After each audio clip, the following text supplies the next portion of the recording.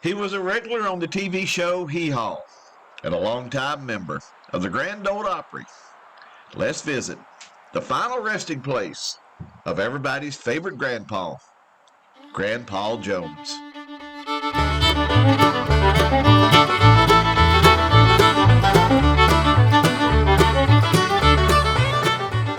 Good morning, everyone. Today, I'm in Goodlettsville, Tennessee, which is about 20 to 30 minutes north of downtown Nashville.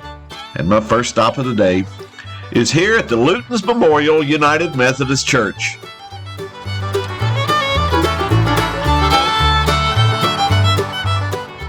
This is your typical little white country church that is home to a small but intimate congregation. Located right next to the church is a small cemetery that's the final resting place of some of the church members. Today, we're here to visit the grave of perhaps the most notable member of the congregation, Grand Ole Opry star Louis Marshall Grandpa Jones and his wife Ramona.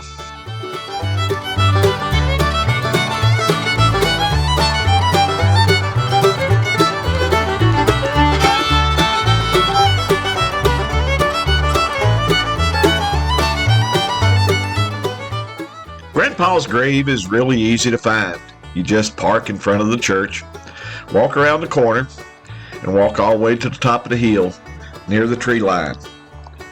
Here you will find the grave of Grandpa and Ramona Jones.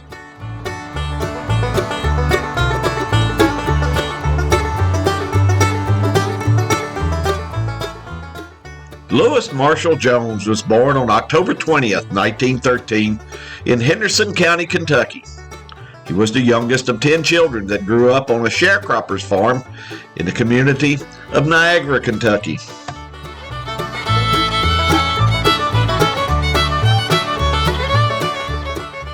Old-time string music was an important part of growing up in the hills of Kentucky. Louis's father was an old-time fiddle player, and he gave Louis his first musical instrument, which just happened to be a guitar.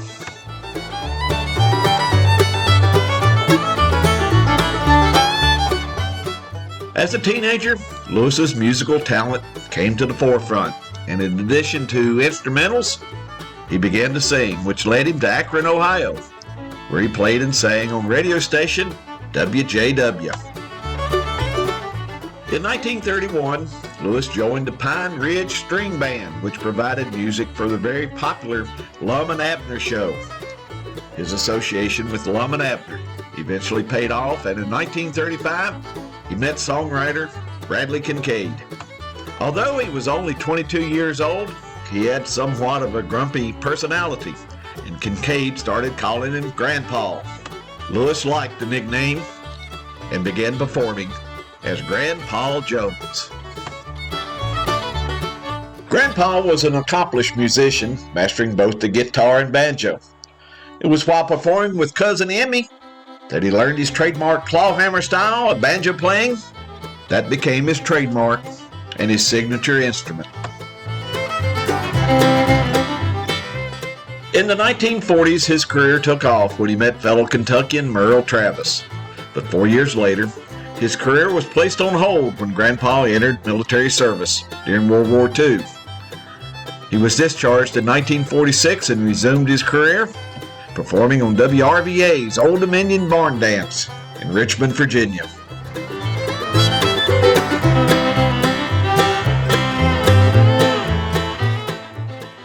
'46 was a big year for Grandpa.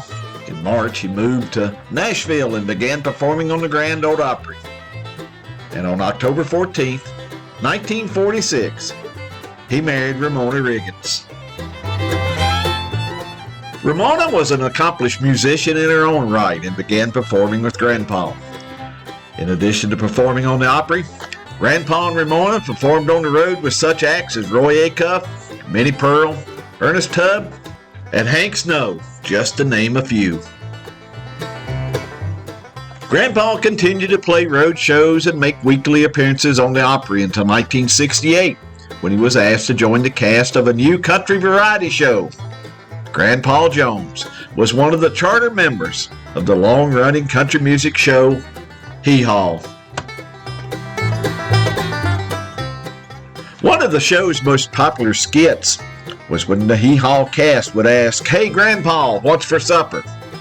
Grandpa would then describe, often in rhyme, a delicious country meal with items like fried chicken, butter beans, and cobbler. After he would finish, the entire cast would shout, "Yum, yum." Grandpa was often joined on the show by his dear friend, neighbor, and fellow banjo player, David Stringbean Aikman. String and Grandpa lived just a mile or so apart, just up the road from this cemetery in the community of Ridgetop. When String and his wife were murdered at their home upon returning from a Saturday night Opry performance, it was Grandpa that discovered their bodies the next morning.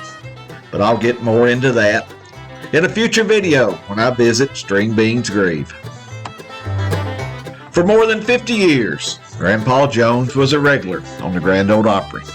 Then on January 3rd, 1998, shortly after leaving the stage, Grandpa Jones suffered a series of strokes, ending the career of one of the Opry's most beloved performers.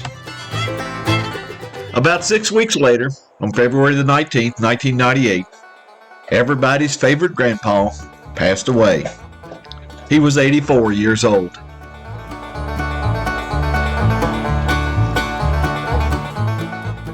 Ramona lived for another 17 years, appearing occasionally on the Opry and at functions in the Nashville area. She passed away at the age of 91 on November 17th, 2015. Resting next to Grandpa and Ramona is their daughter, Marsha Marie, who was a major in the United States Army serving during the Vietnam War. She died at the age of 58, just 10 days before Grandpa, on February the 9th, 1998.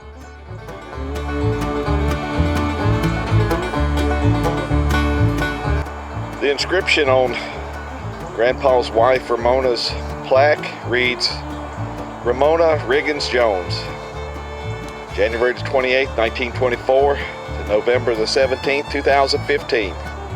Musician, wife, mother, friend. The new mown hay sends all of its fragrances from the fields I used to roam. When I dream about the moonlight on the Wabash, then I long for my Indiana home."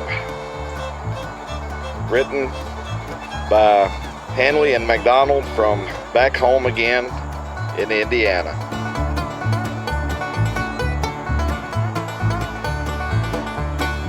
And the inscription on Grandpa Jones' memorial plaque reads, "Louis Marshall Grandpa Jones, October 20th, 1913, February the 19th, 1998. Country music legend, husband, father, friend.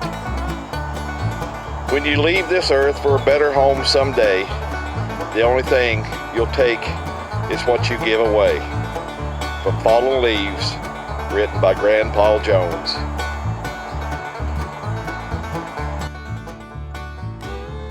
And with that, I'm going to end this video here at the final resting place of Grandpa and Ramona Jones. He was one of my all-time favorite Hee-Haw and Grand Ole Opry performers. And if you have a favorite memory of Grandpa, be sure to leave me a comment. I'm just getting started here in Nashville, so if you enjoy this type of video, be sure to ring that bell and subscribe. And while you're at it, consider giving me a thumbs up. I would really appreciate it. Now, as I head to my next stop, remember, life is a wonderful journey. Be sure to take time and enjoy it. And until next time, I'll see you down the road. So long, everyone.